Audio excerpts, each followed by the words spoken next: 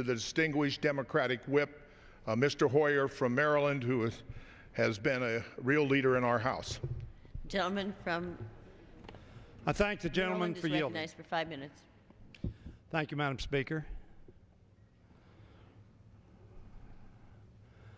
This piece of legislation will provide for the funding of our government from now until September 30th of this year. While I do not want to engage in a debate looking at the past, but we are here because we did not fund the government in the last Congress through September 30th. And frankly, there's not much use in pointing fingers at one another as we've been doing.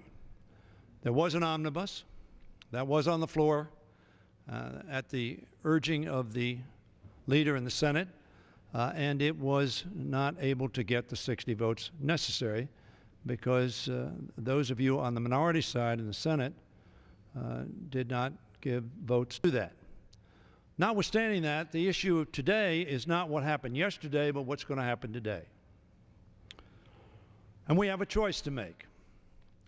We have a choice to make in a divided House and a divided Congress and divided government. The Speaker talked about divided government. And that choice is whether we will come together, work together, try to make the best possible agreement that we can make, and then move together. I think the American public expects us to do that.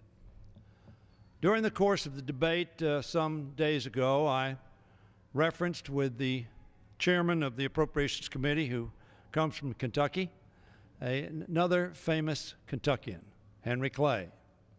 Henry Clay came to this Congress and was elected Speaker on the first day of his service in this Congress. Interesting enough, he was Speaker during the 8th Congress, during the 10th Congress, and during the 13th Congress. He served for some 10 years as a Speaker. He served also in the United States Senate, and in fact was deemed to be one of the most outstanding members of the United States Senate. He is unique in history, and he said this, and I will repeat it. If you cannot compromise, you cannot govern. And what he meant by that, of course, was that the American people in 435 districts in 50 states, not 50 states, of course, when he was Speaker, go to the polls and they elect people to come to Washington to represent them. And not surprisingly, in a democracy, they have different points of view. They have different perspectives. They have different priorities. They come from different geographical locations. Their states have different interests, And so it should not shock any of us that there is not agreement. In 100% of the cases, or sometimes 70%, or sometimes 60%, and perhaps not even in 50%. But there does come a time when the American public expect us to be able to act. Gridlock is not what they voted for.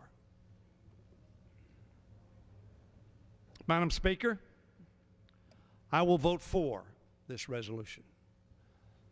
I do not vote for this resolution any more than anybody else on this House floor will vote for or against this resolution because they like everything that's in it or dislike everything that's in it. If I were writing this resolution, the priorities would be different. I heard my friend Rosa DeLauro, who's now the ranking Democrat on the Labor, Health, Human Services Subcommittee. Very frankly, if I were on a committee, I'm the second ranking member of the Appropriations Committee, I would be the ranking member of the Labor Health Committee, and I would share her views. I do share her views. I think the priorities that we have agreed to in this resolution are not my priorities. But we have reached agreement.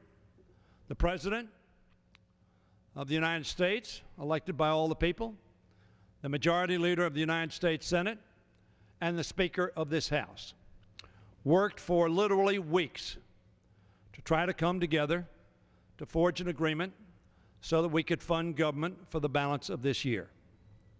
It's not useful to blame anybody as to why we're so late on this.